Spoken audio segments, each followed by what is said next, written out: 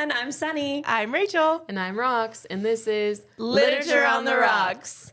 Book club. Oh, It's yeah. book club. I almost forgot everything that we say. It's funny because I looked over and I saw the slight panic in your eye, like, oh, wait, I'm supposed to say something. And then you were like, and this is, and I was going to be like, book club.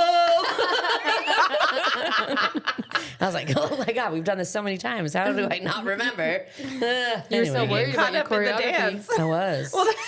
I was closing my eyes dancing. I open them and see you dancing. I look over and Rox is just enjoying us both dancing. I'm pretty sure every week this is what happens. Yes, I just observed. Oh, man. Anyways, you guys, this morning I went to go get Starbucks. Mm-hmm. And I always order, well, I don't always, but this morning I was feeling this typical order of mine, a hot cinnamon dulce latte, and I get half the pumps sugar-free vanilla. So what would you give me if I asked you for a cinnamon dulce latte with half the pumps sugar-free vanilla? Half of the amount of pumps, but the pumps are now sugar-free vanilla instead of regular vanilla. So exactly what I ask for every time I get it. Yes, I agree. It really throws people off too because there's 5 pumps in a venti, and they're like, well, how many do you want? Do you want 2.5? Yeah, they're like, or do you want like 3 and 2? And so sometimes I have to specify. Whatever, I don't care. Just half the pump sugar-free vanilla. You want it half sweet. Half sweet, half no sugar. Okay, wait, no. So Less than Okay, hold on. Tell first me. of all, tell me why this girl gave me an additional half a pump of sugar-free vanilla in my coffee. Because it really adds a flair, you know? That extra half pump. Yeah. It's that diet culture. Yeah. She's like, she's watching her weight. Boop. But after 5 pumps of regular sugar, just half is sugar-free. Maybe she thought you wanted an extra pump, but then was like, maybe I should do that sugar-free. And how do they charge? Because they charge you for a full pump, so you just have to pay for the extra half? I don't even know if it was an extra charge, honestly. It was the same. They're like, a half? We're not going to charge you for that. It's sugar-free. And you want nothing. you want regular sugar for all of it except for the half? I want just a whisper of sugar-free vanilla. I want to be able to taste the diet without actually being the diet. I enjoy diet flavors, so I don't. I try to cut back on the sugar, but they don't have sugar-free cinnamon dulce syrup.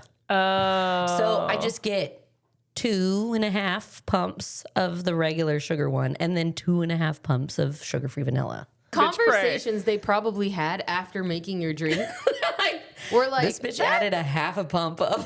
like Okay, bitch. Watch your weight.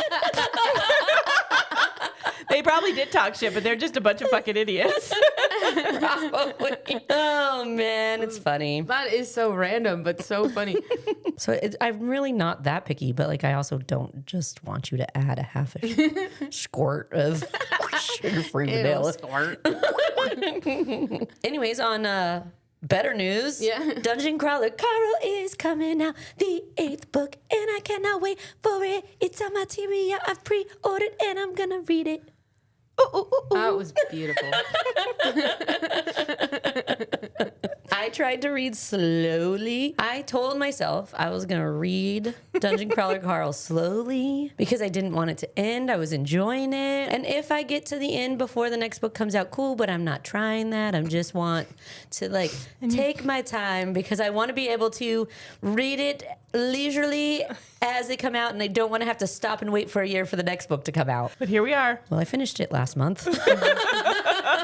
When you said read it slowly, in my head I thought, you guys don't read anything slowly. Well, I'll read the book, one book fast, and then I'll take a break. And then read some other books in between. And then I'll read another book. Still not reading slowly. But it was like one book, and then I was like, I need to get back to Dungeon Crawler Carl. What am I doing? What is life? What is this? When they say read slowly, they mean like 5 books a week and 39 books a month. And at the end of month 6, Hold on, I don't think the math is mathing here. There's not 7.25 weeks in a month. I don't want an additional half shot. I was working at that Starbucks that morning. That's what I'm going to need in between this week and the next, is to go back through and remind myself on all of the characters. So there is a Dungeon Crawler Carl website. It is a great resource. If you haven't finished the series, Rocks, I've been avoiding this website because it tells you everything about all the characters and where you first saw them and where they're at now. Are they still alive? That kind of stuff. The history, the family tree, their story. I'm so excited. When I started reading it, I was getting into one of the books and Rachel was like, oh, you're going to meet my favorite character. But I had already met Samantha in the last book, and I think she's my favorite character. So who is your favorite character? Okay, my favorite character of the one book, it's Tattoo Girl. What's her name? Oh. From the circus. But it's when she comes back. And they do the Butcher's Masquerade. The Butcher's Masquerade. Jamal, the shark. I didn't even remember Jamal the shark until this last book because he's a prominent part of it. Yeah, and then he's got his little roller skate. Yeah, I always hurt Jamal. Fuck my life. Fuck my life. And is it still the same guy narrating all the books? Yes. All of them. And he's doing all the characters? Jeff Hayes is There's I think the crab. So actually, I'll tell a story about that really quick. But there's a crab who has a different voice actor, and Carl's dad is a different voice actor. But so there are featuring voice actors. Yeah. But he's doing, for the most part, he Most says of them them? all. Yeah. So I was listening to, there's one that's the level is cards. And without giving too much away, but basically you have to, it's almost like Pokemon. It's what it gives me. But they have to battle with these cards, and the people in the cards come to life. Well, one of them is a crab. I was driving a new employee over to our corporate office, and I go way back. I've known him since he was a child. So I felt like... I don't know. I feel protective of him or whatever. But so he just started, seriously, first weekend. And I'm like, yeah, just jump in my car. We'll go. Start the car and plug in my phone, and Dungeon Crawler starts playing. And the part that I turned it off so fast because the part where it was at, and he made a comment. Oh, Sunny was listening to smut and she had to turn it off really quick. And I was like, I wish it was smut. Because what it actually was Carl was trying to get this crab to jerk off into the ocean so that he could create new souls.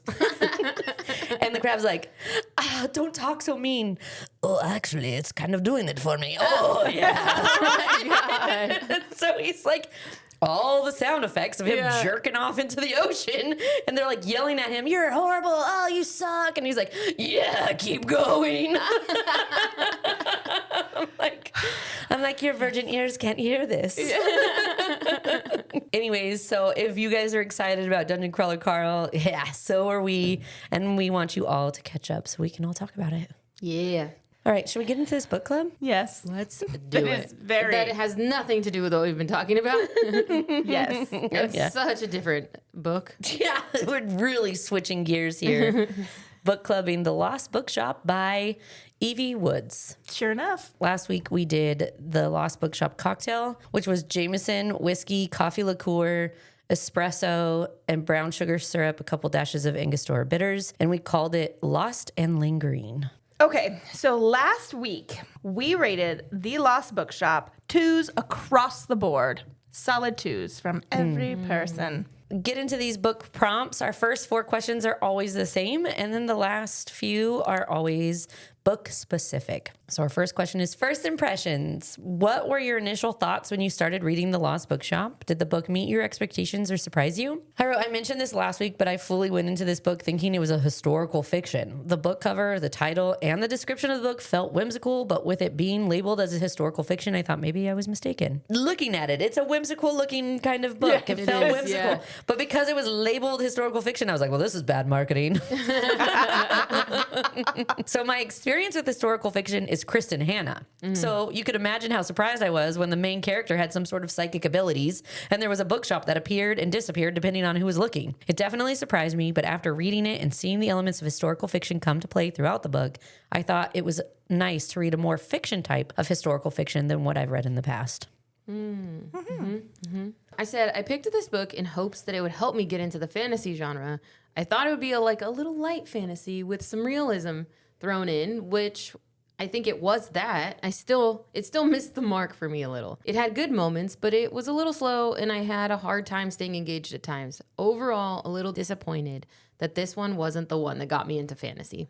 I don't know which one's gonna. I don't know. It's just not your. I'm trying. I'm really trying. I know you are, and we're not gonna give up. But Putting the work in, you guys. All the lonely, slow, boring hours. I'm putting the work in. We gotta find a shorter, horrible, miserable reading time I've done for this. and never, nay. All of this to just bond with my friends, and I can't do it. I think Dungeon Crawler is a little It is a little fantasy-ish. fantasy-ish. Yeah. Yeah, it's a different kind of fantasy. It's not the whimsical fantasy. Yeah. Yeah, it's the murdering kind with aliens. It's murdering kind of like. Yeah. Oh my gosh. Oh. Whew. Oh, Jesus. I can't Okay. breathe. Rachel, what was your first impression? Okay. I have dipped my toe more than a few times into historical fiction. I thought I knew what I was in for. And as I said last week, the magic in this book didn't do it for me. yeah. But overall, I really enjoyed the women's stories in the book. Unresolved questions. Were there any plot points or character arcs that you felt were left unresolved or could have been explored further? And I want to know, how did Lyndon have the means to pay for the staffing and the recon that he did on his sister? And why did he do it for so long? It didn't go into his work, but he was a wounded World War I vet. Like, and he was like making his sister marry because we needed money. Yeah, so where the fuck are you getting this money from? Anyways, how and why did people follow him? It gave me Hitler vibes. That was all. I said, this book is tough for me because it was one of the only books in our TBR that I cannot, for the life of me, remember the details of. I literally sat here trying to answer this question and could not think of anything that I was trying to resolve. But it's almost as though this book went in one ear and out the other and nothing stuck in between. So with that said, this book is fine. Nothing to explore further. It might not stick anyways. I think I go into a lot of these book questions in the same way. Like, I don't remember what happened. And then I'll start to answer like, oh, yeah. Oh, that's right. It starts to come back to Yeah, you. it starts to come back. Here are my questions. Why did the bookshop ever hide? I get that it showed up when people were ready for change or when they needed it, but when did it ever disappear and why? I think this plays into the whimsy of the story not feeling well established. I didn't necessarily agree or disagree with Rachel's opinion last week, but thinking about my unanswered questions, it's definitely mostly about the fantastical aspects of this book. Who was Madame Bowden? Was she supposed to be Opaline? Why could Henry see her, but no one that wasn't Martha could? That dinner party where she invited her friends but then didn't show up, did they know her? Could they see her? And if they did know her, because the conversations made it seem that they did, and she obviously invited them over, so they had to, then why didn't she come around to the party? So it's like, okay, so But then were they never there because everything was clean when she came back down? Like, I get it. I don't know. I understand. I don't know. Yeah, so it's like, okay, so the more I think about my questions, the more confused I'm actually getting, and the more questions I have. So I agree. I think reading it and being, especially, I think we've talked about this before, I don't ask a lot of questions. Like when I'm reading, I just accept things. I'm like, yeah, no, that makes sense. I get it. Yeah, okay. These people know her. But then when I sit down and think about these book questions, these book prompts, I start to go, oh, yeah, I guess there are probably a few plot holes here. And that was a big one. Yeah, was she huge. Opaline? And if she was, I think it leans you towards believing that, but it never really says. I didn't think she was Opaline. Oh, I never got really? that either. Yeah. Oh. Like now that we're talking about it, Who and I'm was like, she? She was just a random maybe just ghost? like the keeper of the bookshop. Yeah. But wasn't that Opaline? Wasn't it Opaline's bookshop? I don't know. I mean, maybe. Yes. Okay. Okay. Here we go. Questions. Yeah. There's just questions. There's a lot See, of I questions could have about the done mystical. without the fantastical parts of it. It was a great story without it, and they could. But yes, lots of questions and plot holes, which Yeah. makes me sad because the stories about the women were so good. Yeah. Alternate ending. If you could change one thing about the ending of The Lost Bookshop, what would it be and why? I would have wanted to remember it. I think it was a fine story and had so many good moments. I think Martha gets her happy ending, and I think that's how it should be. No complaints. Right. I wrote, I don't know if there's a different way to change it, but I do think there could have been a bit more closure on all this whimsy. Evie Woods did okay addressing some of it, but I think you have to ignore some really big pieces of the fantasy elements not quite making sense. I loved that we know that Opaline wound up with her soldier in the end, and the Henry and Martha got married, although their last name is something I would definitely change about the end of the book. I said I would have removed the fantasy element. Maybe they found a tunnel instead that led them to the bookshop. It was very speakeasy vibes, hidden in the house somewhere, but had a door to another street. I wouldn't have been mad with a less magical ending. Adaptation dreams. If The Lost Bookshop were to be adapted into a movie or TV series, who would you cast in the main roles? I casted everyone. I casted Martha, Henry, Madame Bowden, Opaline, and Shane. I only did Opaline, Martha, and Henry. Samesies. Okay, my question for you before we get into this is, how old was Opaline? Well, she spans her whole life in this book. Yeah. So I pick someone who I feel like she's not going to look 21 in the beginning, but she can play younger and she can be aged. Okay. But I pick someone kind of in their actually, I don't know how old she is now. I want to imagine she's in her 30s. I went very young because I was thinking, like, I know it does span a lot of her life, but her journey starts, she's pretty young, right? Like, she's 21 when she leaves home. So that was what I casted for, and I don't know that I love it, but I don't know that I love it. You know what I mean? Got it. Okay, Opaline, I cast Millie Bobby Brown. Okay. All right. I picture her as Enola Holmes, and like she can be old timey feeling, and it's exactly what we were just talking about. I don't know, But I if think as she she got older, can you age her? I don't know. I think you'd be able to age Yeah? her. Okay. Yeah. All right. I'm not mad at that pick. Okay. Who did you pick? I picked Anya Taylor-Joy. She also does a good timepiece. Yes. Which is why I thought she could look younger because she's only 30.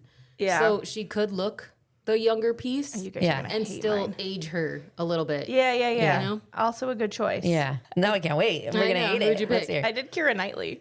I Oh, love Okay. Keira Knightley. I love her so much. I like all of them. I don't know which one I would cast out. Do you have a preference of one you don't like, Rox? Yeah. This is a tough one. Yeah, But- it's tough because they all have similar vibes. I'm gonna pick Millie Bobby Brown. Okay. You I'll second your Millie Bobby. Okay. Seconded. Okay. Let's do Martha. Okay. I think this is probably my most controversial, but I picked Zendaya. Oh. Okay.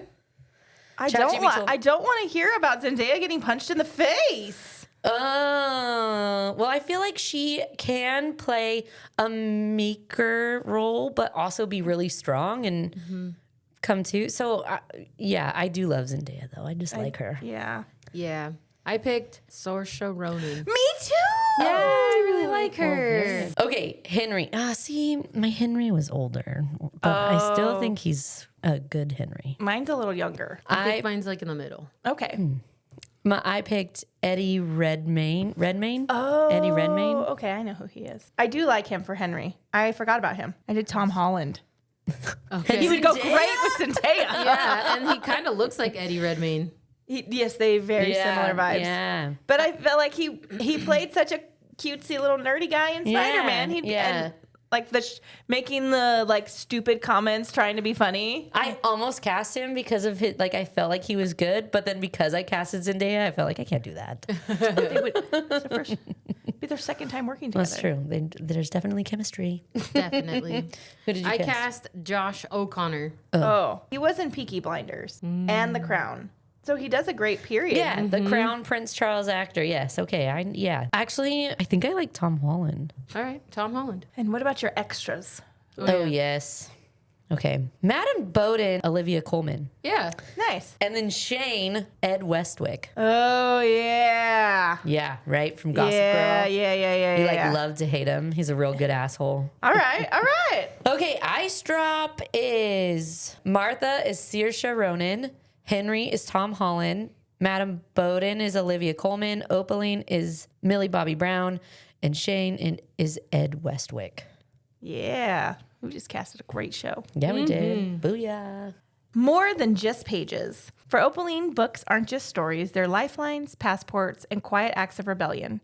As you followed her journey, did it make you reflect on your own relationship with books? Have books ever felt like more than just entertainment in your life? And this book is so steeped in classical literature that it really made me reflect on my own relationship with reading over the years. When I was younger and in school, I viewed reading almost like a challenge. How quickly could I finish a book? Could I identify all the symbolism? Did I understand the deeper meaning? It felt academic and performance-based more than personal. Then life became full with kids, responsibilities, and everything that comes with adulthood, and for a while, reading faded into the background. When I eventually found my way back to books, my relationship with reading has completely changed. Now I see it as a lifeline. Reading helps me slow down and focus when the world around me feels like it's moving at 100 miles an hour. It gives me a chance to step away from the constant mental load, the lists, chores, schedules, and the nonstop inner monologue that comes with being a mom. And now reading feels like a small but important form of freedom. It's something that belongs just to me, a way to fill my cup during a busy week, even if it's only a little while on my drive to work or before bed, and it gives my mind somewhere else to go and has become one of the healthiest ways I found to calm my anxiety and reconnect with myself. I love that. I feel like I had a similar... Me too. We've been doing this book club for almost 2 years now. That's crazy. Anybody believe that? That's crazy. And what's been really interesting... Who said we could? What? Okay. Yeah, next month. Yeah. Dang. We cool. Right? Look at us sticking it out. And what's been really interesting to me is how much we've pushed ourselves to explore different genres and how I've still managed to find something to connect with in all of them. At the beginning, I definitely stuck to what I liked. And don't get me wrong, I still love a good thriller. But over time, we've read books that tackle heavier, more complex topics. And while some of them didn't feel like they were for me in the moment, like I wasn't immediately emotionally connected, I've noticed that they stay with me. I'll find myself reflecting on them later or sitting in silence after finishing them, realizing something clicked that I didn't expect. There have been books with such real human situations that it's almost impossible not to connect in some way, even if it's so subtle. But overall, books have really become an escape for me. They're my I had a day and I don't want to think space, or my mind is too full and I need to disconnect space. Yes, they're entertaining, and yes, I enjoy them. But more than that, they give me somewhere to go when the world feels a little too loud. And honestly, there have been times when life was so loud that even books didn't help, and I just needed silence. Whether that's a quiet drive, which I know I can't be the only one who likes to drive in silence. No. Or just blasting music and letting my brain reset. The books have always been something that I've gone to, but there have been also moments throughout this 2-year journey where I just even couldn't read a book. It was like, no, I can't even focus on that. Yeah. There's too much going on. So No more input. yeah, no more input, no more imagination, no more thought-provoking anything. I can't. I need to take a step back. Yeah. But Not overall, even hearing the words anymore. yes, Yeah. yes. Mm-hmm. Yeah. The answer, like, I swear it was like out of body experience hovering above us, and it's like montage of all of the past books and the things that we've learned and the things we've talked about. And can't believe it's been 2 years. I have similar sentiments. I found a variation of this question on bookclubs.com, and I loved it for multiple reasons. The first and possibly obvious answer is right here. This, Literature on the Rocks, is definitely work. And I mean, I'm here on a Friday night basically doing homework, but it's work that fills my heart, that gives me something to look forward to. A love for books brings the three of us together regularly to spend time talking about life and how the books we are reading make an impact on us. It gives us a reason to see each other regularly, and I wouldn't change that for the world. Books have also made so many other parts of my life feel lighter. Doing the dishes or vacuuming the house while listening to a good audiobook makes the job feel fun and not just like a chore. Even deeper than that, when I decided to start reading again, I was not in the best place. I think reading helped me get out of my head. In fact, it still helps me get out of my head. I have a tendency to overthink things. And when I feel myself spiraling, I can hit play on a good book and stop myself from spiraling into a breakdown. I don't know if that's necessarily healthy, but I definitely appreciate it. Books have given me both better mental health and a reason to see a couple of my favorite people regularly. Nice. Women's limitations and freedoms. Opaline risks everything to claim her independence while Martha slowly learns she deserves a life of her own. How did their stories highlight the contrast between the limitations women once faced and the freedoms we have today? And in what ways do those struggles still feel relevant? Said, I think what stood out to me is that in some ways we're still navigating the same struggles today, just in a different form. Whether it's in our careers, our homes, or our personal identities, there's this constant tension between wanting independence and still wanting to be needed and connected. It's kind of a strange dichotomy when you really think about it. As a wife, a mom, and just me as an individual, I feel that every day there are moments where I miss the version of myself that was completely headstrong, career-driven, and free. But at the same time, I deeply value being present for my husband and my daughter, being someone they can rely on and need. So it makes me wonder, how do we navigate those two worlds that exist within us? I don't know that there's a clear answer, and honestly, I think this was probably been a tension women have felt for generations. It just looks different depending on the time period. Now, with things like social media, we're more aware that so many women are experiencing this same push and pull. It feels like a pendulum that keeps swinging between independence and connection, ambition and presence. I don't have the answer, but I do know I'm constantly trying to find balance in my own life, and I'm learning to be okay with the fact that sometimes that balance is off. Because in those moments, it's probably exactly what my heart needs. I don't think the goal is to perfectly balance it all. I think the goal is to honor the version of yourself that needs to be seen in that moment and trust that the rest of you will still be there. I like it. Me too. It's very accurate. Okay, so it's interesting because Martha's and Opaline's stories feel similar in some ways, but also completely opposite. Opaline is a woman who knows what she wants and has to fight all these external factors to get there. There aren't safe, socially acceptable ways for her to claim independence. Martha, on the other hand, technically lives in a world with way more freedom. She can leave, she can build a different life, but what holds her back is more internal obstacles.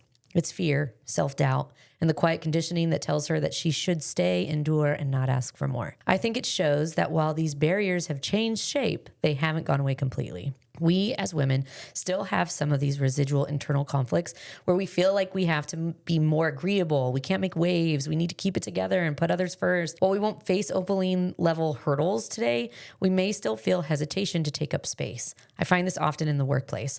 I know I'm smart and I know I'm capable, but someone tells me I might not be, and it gets way more difficult to stand my ground. Maybe this isn't just a woman thing, but this story definitely shows the history of women being made to think and be smaller.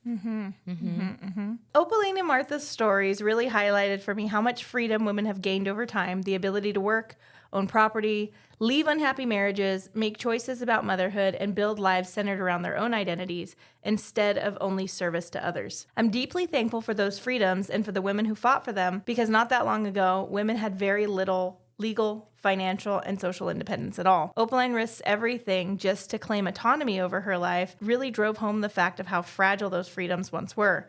At the same time, the book also made those struggles feel uncomfortably relevant today.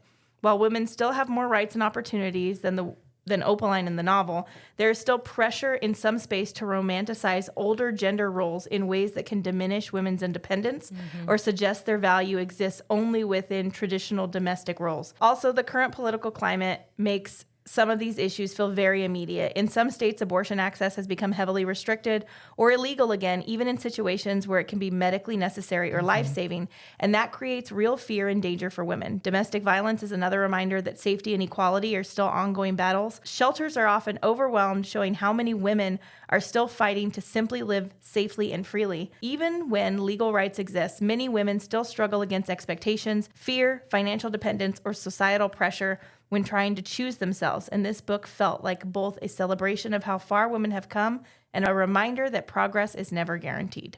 That last statement. Progress is never guaranteed.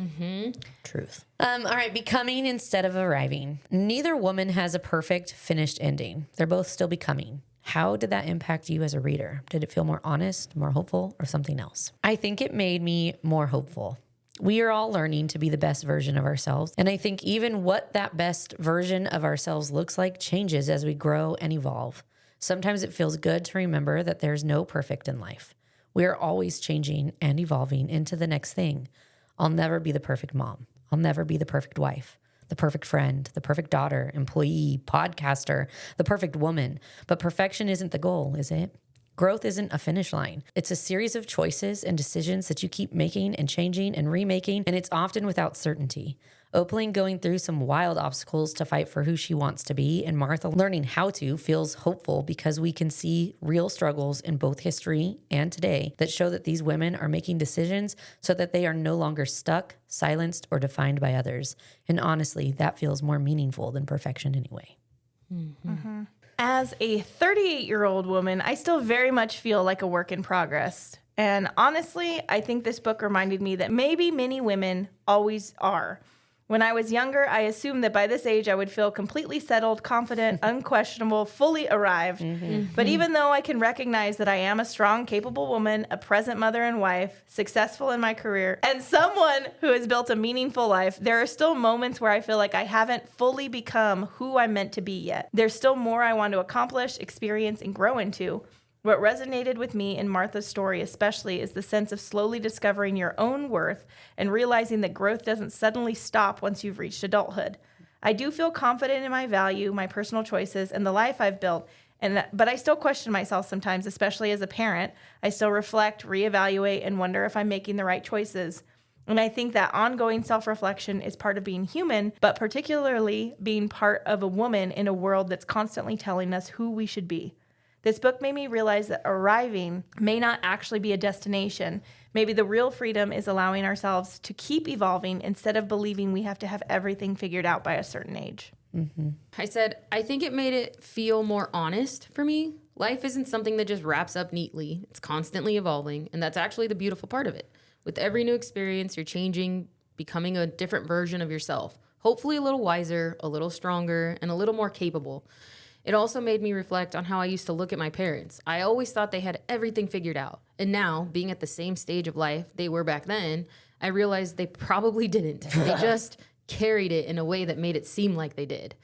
And I think that's exactly where I am right now. Still figuring things out, still becoming, but learning to embrace that instead of fighting it. Because trying to control the uncertainty is exhausting. And honestly, a little unrealistic. So for me, their unfinished endings didn't feel incomplete. They felt real, like a reminder that we're all still in progress, and maybe that's the point. Amen. Also, I did think my parents all had it together, but looking back now, it's like they definitely did Right? it. They didn't Same. even package it like they did. How was I so fooled? Or They're your parents. we were just so naive to the world and to what real life was, right? Yes. Because I think if I was looking at them now at that point in their life with all of my current experiences, it'd probably be obvious that oh, they're struggling too, just like I am. Yeah. Right? Yeah. But yeah, I just remember looking at going, I can't wait to be their age. It's all going to be figured out by then. Yeah. And it's not. It's not. It's not. And and they weren't. And I feel like too, sometimes it bleeds into confidence at work. Even you think oh, the people who are the leaders of this company, and realistically, they're 5-10 years older than us at this point. We are grown ass adults. Yeah. And have helped build the damn table, so we definitely deserve a fucking seat at it. Yeah. Yes. It is. That is a great point, because sometimes I look at the VP or the president or the whatever, and I'm like, man, they just really got it all figured it all out. together. They just got it. But then They know the answers. yes. All right. So where do we stand on our ratings? Yeah, Are we what- keeping them? Are we changing them? Okay, so while this book really generated a lot of great conversation, it had really good talking points, and also shout out to Sunny, because most of these questions are all Sunny's, and I feel like she really put some good thought into them, and they are super thought-provoking. So that is good. I like that. However, the book itself, since I'm not rating Sunny, I'm rating this book. I'll take a rating though. I'm just kidding. Don't do it. 5 shots. I initially... Okay, hand him over. I'm sorry. Oh, Jesus. Sorry, just kidding. Give it a couple weeks, girl. I started with a 2. I am going to drop it to a 1. Shut the fuck up, Roxana. And the reason Write it down. Every single one of them is like, rocks changed, rocks changed, rocks changed. is it? Yeah, you Do I change it every week? I was coming off of like a book high, and then I'm like, let me really think about this. Yeah. Right? Yeah. Is what's happening here. Okay. Well, I do think the further out I get, a lot of times I forget. And the questions, even when I'm thinking about what questions to, I try to take notes as we go. But the questions, I think, bring it back. And so then I'm like, no, okay, I liked it. But when I first get into answering the book club questions, I think a lot of time I'm like, what was this book? It was dumb. I rated it a 2. And this is the first book where I genuinely, the whole way through, was like, I still don't remember this damn book. And so that's why I was like, no, I have This to has drop gotta it be down. dropped. I Okay. have to. All right. Okay. All right. Fine. I'm keeping mine. I do agree that I think further out, it's a forgettable book. It's not something that's stuck with me as much as some of the others. But part of that is just my memory. I think it's not anything about the writing or anything. But I still think I enjoyed it. Like just reading it and experiencing it. It was a fun read. I'm going to keep my 2. I thought the stories, like the elements of the women's stories stuck with me.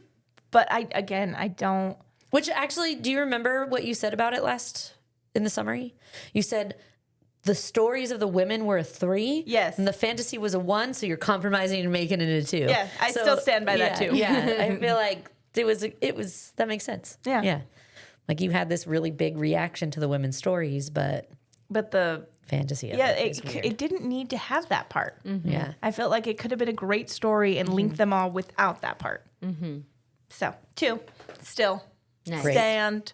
Woo! All right. Well, that's a wrap on this episode of Literature on the Rocks. The Lost Bookshop reminded us that stories have a way of finding us, healing us, and sometimes changing everything when we least expect it. Next week, we're diving into Home is Where the Bodies Are by Geneva Rose. So, slightly less whimsical, slightly more murdery. Make sure you're subscribed because we're here for you every Wednesday. And if this episode made you believe that the right story finds you at the right time, go ahead and rate and review the podcast. It helps other readers discover a little bit of magic and maybe the book that's been waiting for them all along. If a mysterious hidden bookshop ever appears in our lives, just know we're absolutely going in. Until then, keep hanging out with us at Lit on the Rocks Pod on Instagram and TikTok and at literatureontherocks.com. Until next time, may your stories find you at just the right moment, and may the next one not be hiding anything in the basement. Cheers. Toodaloo! Bye.